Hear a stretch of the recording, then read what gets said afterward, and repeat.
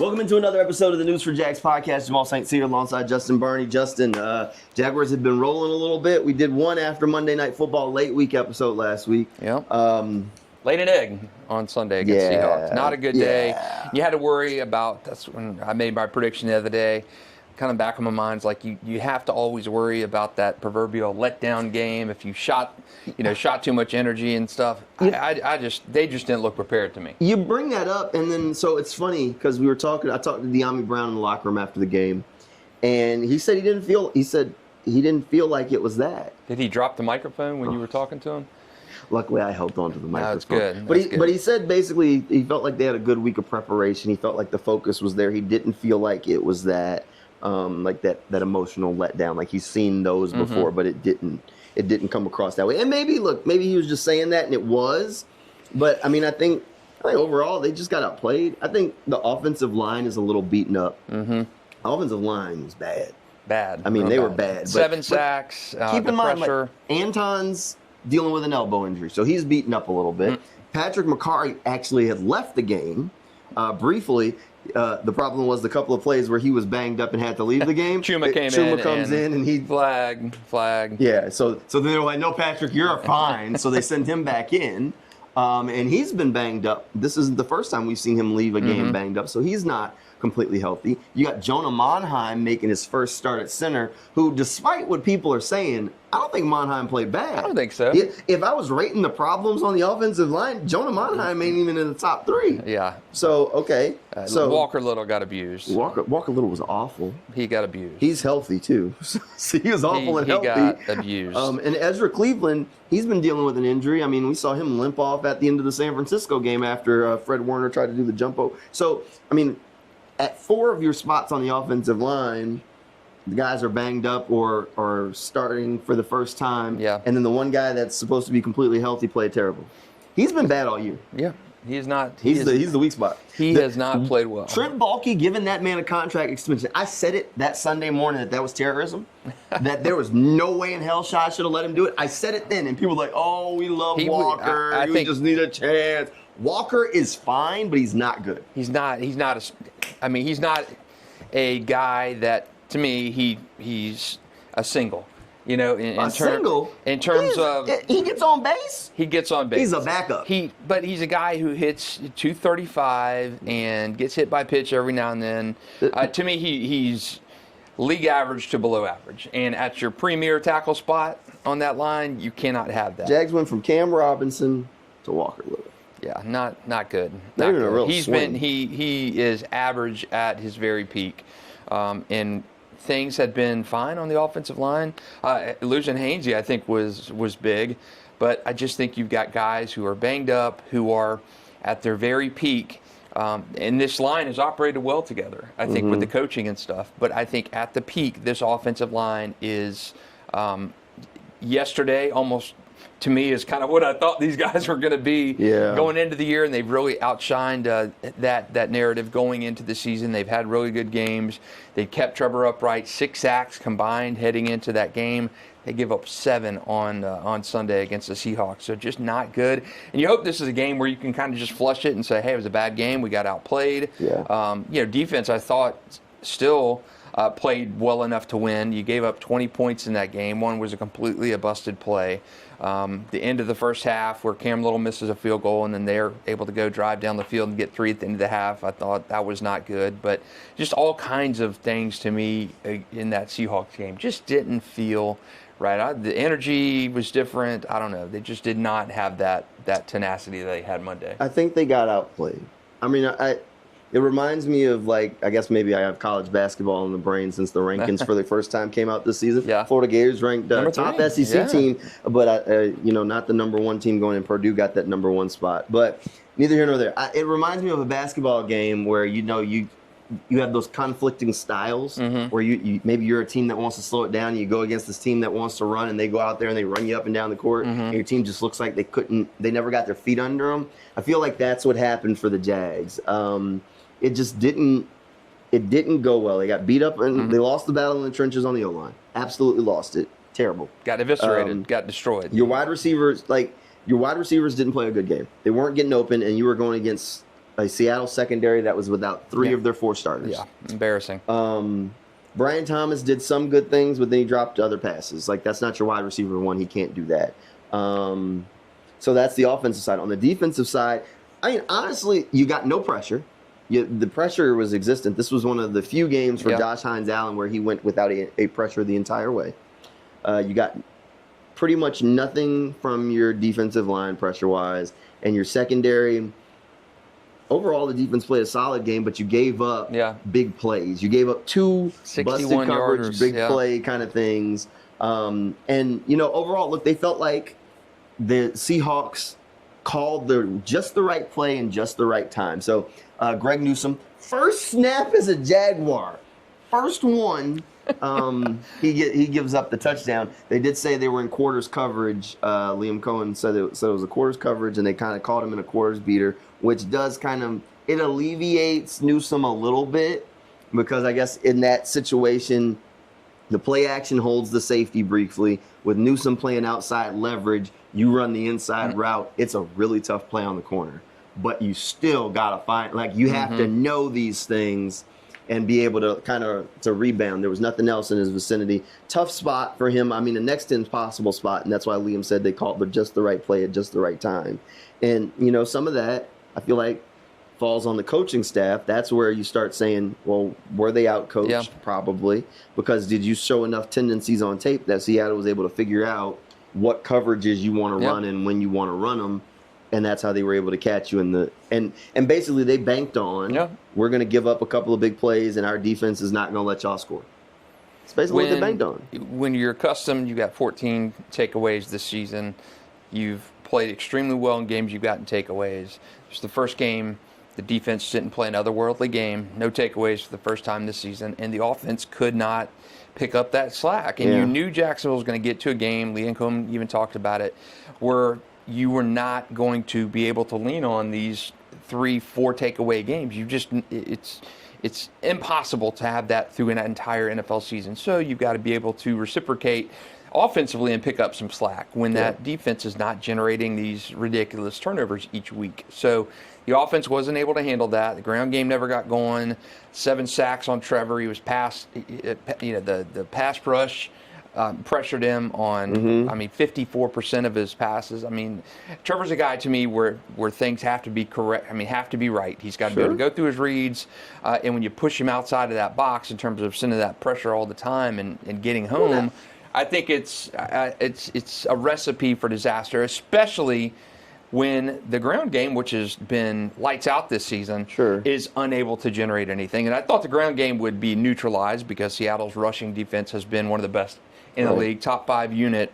But the combination of the pressure rate at which they were able to put pressure on Trevor Lawrence, and to Trevor's credit, he had no giveaways, but he 7 sacks. He took a sack on Cam Little's missed field goal on the 3rd down before that, which you cannot have that happen. Put it from probably a 42-yard field goal to a 50-yarder. Cam missed it. Just a bad day all around. Here's my thing. So I understand the criticism of Trevor along the way. And we were having a conversation about this earlier before our Liam Cohen press conference. There's only 2 or 3 guys in the league who at that pressure rate are going out there and making plays and making the offense look functional. The pressure was on him that. You can go back and look at it. Walker Little's getting tossed to the side. There's pressure coming from the interior. He had if they tried to play action to buy him a little bit more time to pull a safety or whatever, and by the time he turns back around, he's trying to make the guy miss. This was not on Trevor. By no means. I think Trevor played overall a pretty good day. He protected the football. He gave him opportunities down the field, gave his guys chances, but he didn't have people helping him out. Yeah, and that's been the book on Trevor throughout the career. You don't have a lot around you. You got to play perfect football, and that's what it felt like he had to play on Sunday. When your ground game, game wasn't working. We didn't expect it to. The offensive line's not giving you any sort of time to really set up and do anything. So he's kind of going out there and just letting the thing rip. And overall, maybe he missed the one to Diami. Yes, he missed that one. there are a couple of plays out there where his receivers really didn't help him. I mean, on third down, he hits Brian in the hands. Over the middle. Perfect shot. I don't know what you want him to do. And that leads me to another question. We talked about this last week. Trade deadline coming up. Yep. You know, I think our two suggestions last week, I was defensive line, and, you know, to be able to supply that. And you went receiver, and I think, man alive, both of those areas you need both. You need both. A serious I don't upgrade. know where you could get it now. I mean, I don't know how healthy he is in San Francisco, but Jawan Jennings is on the last year of his deal. Mm-hmm. He's told San Fran that he wanted another contract that he hasn't gotten. He's a little banged up injury-wise. But, I mean, if they were willing to move him, because they're playing without him already this season anyway. Yeah. If he was healthy and could pass a physical, you can go get that guy. I think Jawan Jennings could help you at receiver. He's on a 1-year rental. You can make the decision if you want to give him an extension. He's tough, hard-nosed, and, you know, gets the job done. I think that's what you were expecting from Diami. 17 drops by Jaguars pass catchers this year, and that's unacceptable. I feel like it's more than that. And it feels like there's more than that. I mean, Pro Football Focus has them with 16. Yeah, and I think they were low. Yeah, Pro Football Reference has them with 17. 8.3% of Trevor's passes are being dropped by his receivers. That's more than number 2 in the league is Cam Ward at 5.3, which is, I mean, he's a rookie quarterback. I mean, on a terrible team that just fired their coach today. And you're Trevor Lawrence, and you've got a guy you went out and got in free agency, a Pro Bowl receiver from last year, Travis Hunter, who's kind of do two things. And these guys just are not functioning well as NFL pass catchers. They're not. I don't know. I'm calling any team that I think's blowing it up for a wide receiver. I mean, if I could get San Francisco to give me Jennings, great. I don't know if there's somebody in Miami they'd be willing to offload with Tyreek hurt. Probably not. Not that you really want. I mean, I don't know if they're blowing it up anywhere else. I'm trying to think about who else might be like offloading players, just saying, you know what, we're good. Like, it's over with for us. The Titans don't. I mean, they got Ridley, but they're not going to do business with you like that. I mean, if I can get somebody from Tampa, I mean, Tez Johnson showed up for them, so maybe they have a glut of receivers, like talent-wise, but they're not going to give you Godwin, and they're not going to give you Evans. They're not going to give you Ibuka, who they just drafted, and they're probably not going to give you Tez. So what are you really going to get from them? Yeah, you've got limited options for Jacksonville. Yeah. I mean, Tim Patrick has the same amount of receiving touchdowns as BTJ. And do you sit BTJ at this point? Who do you replace him with? I mean, what options do you have if you're Liam Cohen and James Gladstone without going out and getting a receiver? Because the receivers this year that are on this team, and BTJ hasn't been right since training camp. He has not looked right and remember, a lot of his success last year came with Mac Jones and not Trevor Lawrence. Trevor was out quite a bit last year. So BTJ, for whatever reason, has just not performed well. I don't know if it's in the head. And, I mean, even on that 33-yard catch on Monday Night Football, it looked like he was just about to bobble it and drop it. It's just not good. So I think I know I'm with you in terms of what position needs serious upgrades. And it's also the defensive line, too, because the sacks aren't coming. If Josh and Trayvon aren't getting home and you're not rushing a linebacker on an all-out blitz, you don't have anything to show for that defensive front. I mean, Smoot's not getting there. Devon's not getting there. Mason has been incremental, where his best game was against the Chiefs, and he was invisible against Seattle. So a lot of deficiencies in this start. But on the flip side of that, had you told me you'd be 4-2 heading to London, I would have taken that. Look, I think there's something that to be said about you got to go and juice this thing up. You take the 4-2. Yep. And by no means is this like this is nitpicking, because they are 4-2, but there's still problems on this football team. It's a good football team. Yep. I think they're solid. But are you going to be able to win the AFC South with the team as it is now, with how well the Colts have played? The Colts on offense with Daniel freaking Jones. I think the Colts are going to come back to earth. Tyler Warren has played rookie of the year kind of level. Yeah. I still think they come back to earth. Their best win is Arizona without Kyler Murray. That's their best win right now. Yeah. They beat Jacoby Brissett. That's true. I mean, look, I think they're getting ready to go to that tough stretch of their season. So I think there's a chance that they kind of level out. Jaguars catch up a little bit. But I do think if you actually want to try and get to the playoffs and make some noise and build a, like, this was the tone we set, this is the expectation, then you got to make moves. Like I know there's a lot of Jaguars fans out there that want Sexy Dexy. They want Dexter Lawrence. I don't think it's happening. Yep. I don't think it's happening. I think you can look for a solid double. A Jawan Jennings from San Francisco. I'd be over the roof if he's healthy. You go get him. I mean, I'm trying to think about another shot play. I mean maybe Chris Olave. I mean, maybe he's got concussion issues, but if you could get him from, like, if New Orleans is blowing it up, you want to be honest, you want to fix your pass rush, go give me Cam Jordan. Yeah, that's true. He's another guy. Yeah. He replaces Agba, who hasn't been good in that edge rotation, and on third downs you put him at defensive tackle. He's the guy I've compared Trayvon Walker to his entire career. You put him at defensive tackle on third down, and then you go out there with, instead of Eric, you probably Cam, Tyson, and Josh, or maybe if you want to keep putting Eric out there, put him out there. But Cam has done that a lot of his career, where he's slid inside. He's not the player he once was. If the Saints are blowing it up,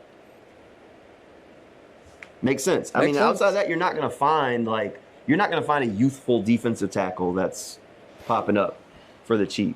And they don't have a ton of salary cap room, so they'd have to do some salary cap gymnastics to make it work. So for like Dexter Lawrence, like the Giants are kind of finding their stride. Right. What are the odds that they're going to move on from him?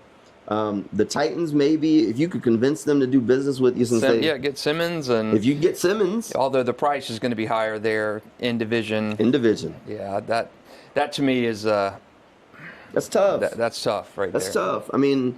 So, look, that's the hard part, is where do you go get this player? They don't grow on trees. There's only so many teams that are going to be really blowing it up. New Orleans is one of them. The Jets, maybe. Yeah, the Titans. But for the Jets, like, there's not receiver help. They're not trading Garrett Wilson to you. They're just not doing it unless they're getting ready to fire Aaron Glenn. Like, if I was Aaron Glenn and they traded Garrett Wilson, I'd be like, you just fire me now. Like, I can't win. I mean, and I don't think they have unless they're going to jettison Quinnen Williams, probably not. So there's only so many teams that are really going to be saying, look, this ain't it, blow it up, let's walk away, and try and reset for next year. The Saints are in salary cap hell. If you could convince them to do some business with you, but you did send them Luke Fortner, so do they pick up the phone? Right. That's my question with the Eagles. What about the Eagles and AJ? You sent them Tank Bigsby. Do they pick up the phone? The answer is probably no. They're probably like, oh, man. You robbed me once, and I don't want to talk to you no more. I got them on that do not disturb list, man.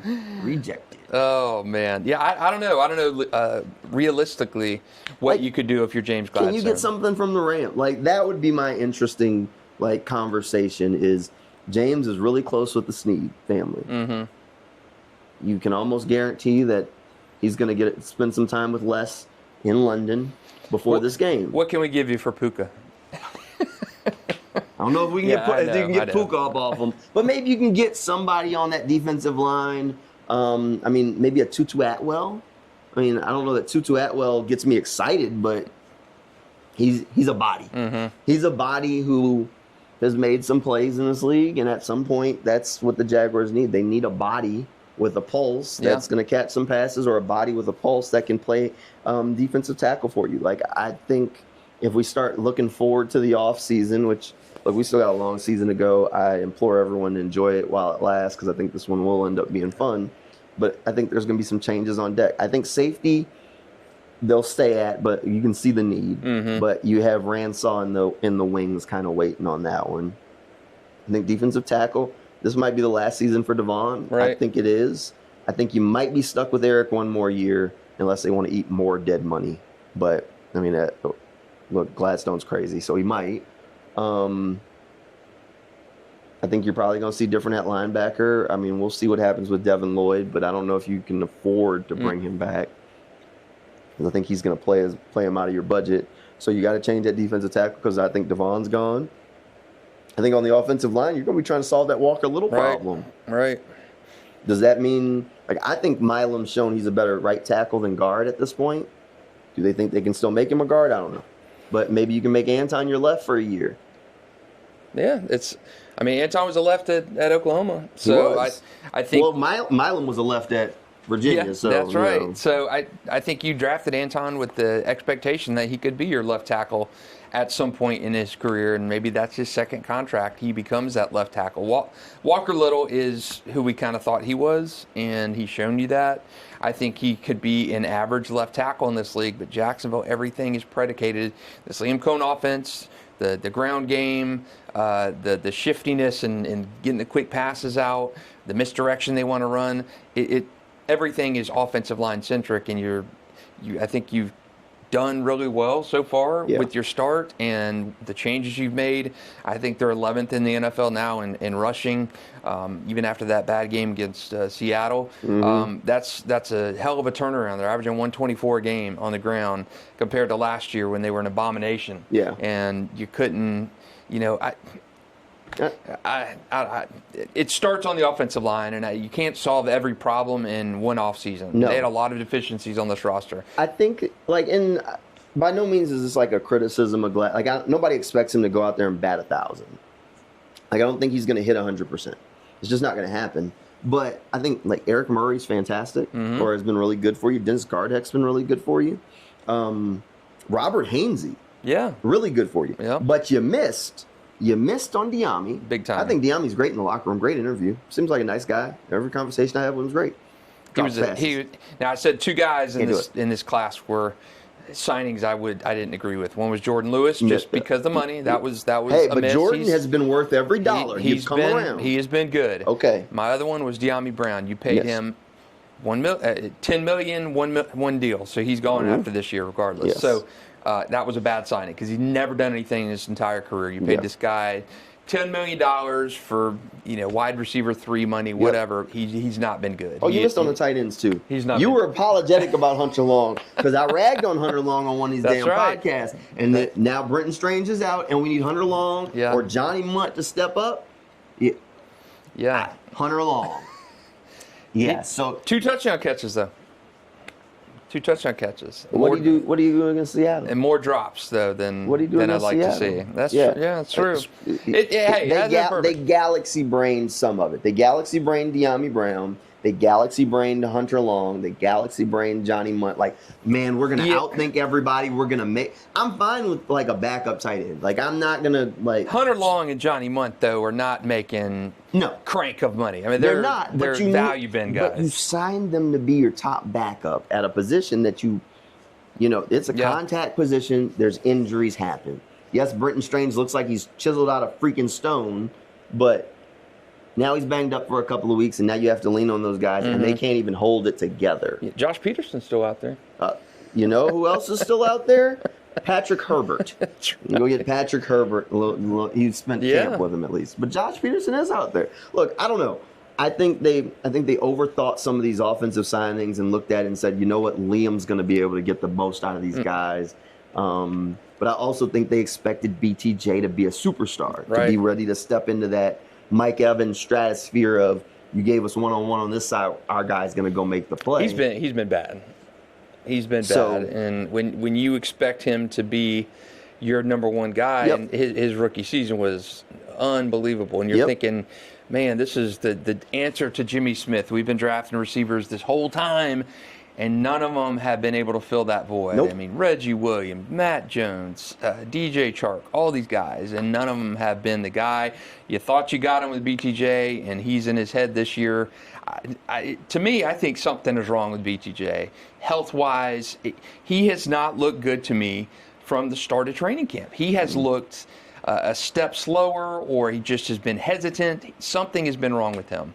And I know the wrist injury popped up on the report earlier in the month, but something is not right with BTJ. Well, and they pigeonholed themselves with Travis Hunter, so you want him to play both ways, but you don't want to overwhelm him, so you train him on slot on offense. So now you haven't trained him to play anywhere else. So now you need an outside receiver, and you're in the middle of the season, and you're trying to figure it out, and you can't move him there because you didn't cross-train him so not to overwhelm him. That's okay, but now we're going to probably get to the end of this season with still a question mark next to Travis Hunter. I think he's a great corner. I think I said that on this podcast going into the draft, that I thought he was a great corner. I don't know about the wide receiver part because right now they're using him like a gadget player. either let him be a receiver, or at this point, just let him be a corner. I think he's fantastic at corner. Yeah, I don't think he can tackle, but I think he's a great corner. I don't think he can play two ways in the NFL, and my reasoning for that was... I mean, he makes plays, but right now, I don't think he has a great feel for it to be a wide receiver, but I don't think they're also letting him go out there and be a wide receiver. I don't think the two-way thing will play off. I think at some point he's going to have to specialize. I think he's more of a natural corner. You've seen that before. He's made some wow catches, too. But I think you're expecting too much from him, and he's never going to be the player he was at Colorado in the NFL. But I think he can be an elite cornerback in the league. But he's too fragmented on stuff that they're asking him to do, and I don't know. I just feel like you almost alter his momentum when he's in a zone by moving him to the other side of the ball, and I think he's going to have to specialize, and maybe that comes next year. But I don't think you have any choice this year. I think you need him to contribute both sides. You need him to go both ways right now. We'll see. Look, I don't think they're going to specialize Travis anytime soon. I really don't. I think we're going to see him go both ways. I think they're going to have to expand his role both ways at this point. All right, flipping the script. The Jaguars left for London on Monday. As we record this podcast, I think they're in the air. So next game's against the Rams. Mm-hmm. I think this is one you'd like to have. I think this is a tough game, but Puka Nacua probably not going to play in this game. That's right. So that's at least a lift. I mean, I guess the Seattle not having their secondary didn't help the Jags, but maybe the Rams not having Puka will help them a little bit. That's true. Hey, and Stafford's a slow quarterback back there. It's so crazy he's still playing in this league, but hey, I think if you can get that pass rush going, I'm a little worried about what Jared Verse is going to do against that deep offensive line. But hey, it's a 9:30 a.m. game on Sunday. Jacksonville's got that history in London. What better way to get to a break than at 5-2 and with a win over your mentor from Los Angeles? So. Again, even if you go into the break on a 2-game losing streak, you've equaled your win total from last year. You've felt the momentum really start to change in Jacksonville. I would have taken 4-3 at the break any day, and twice on Sunday at the beginning of the season. But it feels, if you go into the break on a 2-game losing streak, I think you feel like you've left a little bit out there. But you're not losing. You're not getting run off the field in games. You should have won the Bengals game, yes. You should have played better against Seattle, but they outplayed you. But I think if you get to that break at 5-2 and kind of say, okay, we've got 7 tough games behind us right now, and we can look at the second half, turn your attention to the Colts. I think you're in a hell of a good position. If they get to the break 5-2, with where you started, yeah. If they get to the break 5-2. Crazy. Man, look, I think this is a good Rams team. I think this is a really tough game. The biggest thing that I will say is playing to the Jaguars' advantage. I know they're leaving Monday for this game. We've seen it in the past where these teams leave late. The Rams are leaving Friday, and then they show up and kind of sleepwalk through it. Think the Buffalo Bills game from a couple of years ago. Nobody really gave the Jaguars a chance in that game. Late in it, there was the play from Trevor Lawrence to Calvin Ridley. They make the switch at the line. Calvin gets off, moves the chains. They run out the clock. And the Bills felt like they didn't wake up until about halftime.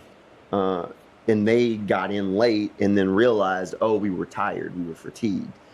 I wonder if that same thing is going to set in for the Rams, where they've come to they're staying in the Eastern time zone, and then they're going to go over there on like Friday and try and adjust, as opposed to where the Jaguars are going to basically spend the whole week there, get accustomed to the weather, get accustomed to the time change. Hey, and there's something to be said, because Jacksonville has got this down to a science. A little bit. Their London travels. Liam even mentioned that. But they don't normally leave this early. That's true. Liam has mentioned, hey, this is something that I'm impressed with. I've done it both ways during his time in the NFL, but Jacksonville's got this down to like a trademark where they know what they're doing. Right. And they're mixing up a little bit and going over there basically a week before the game, which is interesting. Not a sightseeing trip, but hopefully those guys get to take in a little bit of that. I think they might have a little bit more time, but I mean, I think it is interesting that he's deciding to go early, but he did make a good point, or maybe he didn't say this, but I think part of it's probably because you got the bye week on the back end.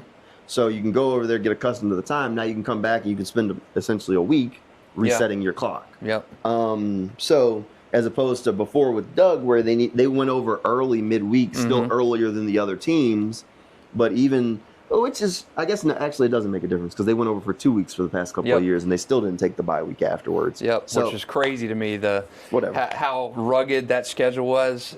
I can't remember if it was last year or the year before, but you just felt how fragile that team was because that bye week came so late, like week 13 or something, unbelievably late bye week. And they were struggling. Just wait.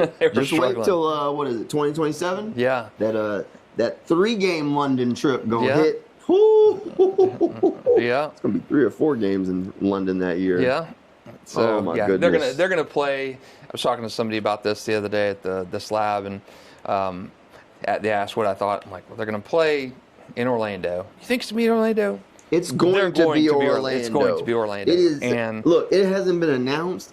If it is anywhere else, I will be floored. Floored. And I saw somebody post online about.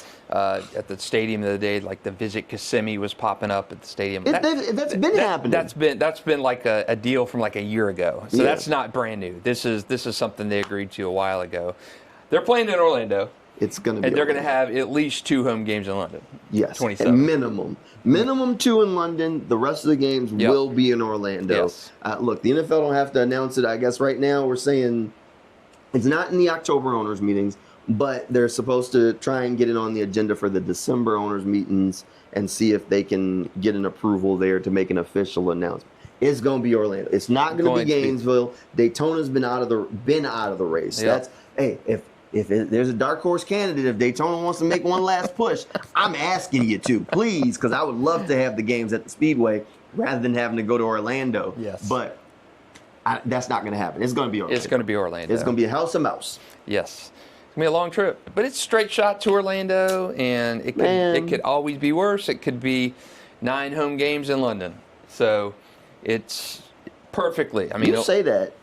It's a straight shot. How long is the drive, Justin? Yeah, it's a long drive. We still got a 6 o'clock newscast behind that. That's true. That's and true. And a 10:30 Sunday Sports Zone. Maybe we'll get you like an apartment in Orlando for 2027. Yeah, we'll work on that, right? We'll put it in the budget. That's right.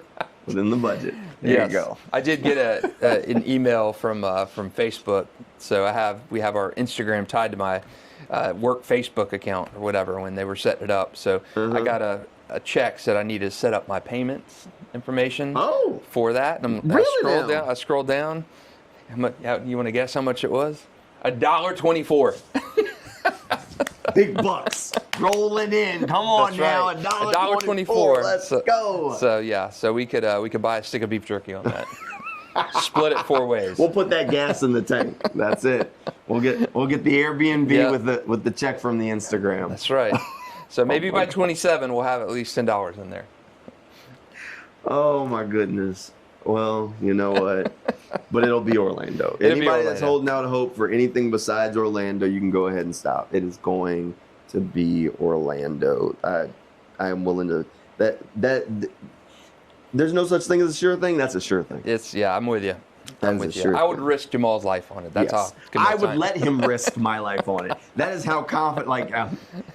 Yes, it's going to be Orlando. Yeah, it's going to be Orlando. All right. So as you all start looking up Airbnbs in Orlando for 2027, we'll go ahead and wrap up this News4JAGs podcast. We appreciate you hanging out with us, and we'll see you guys next time.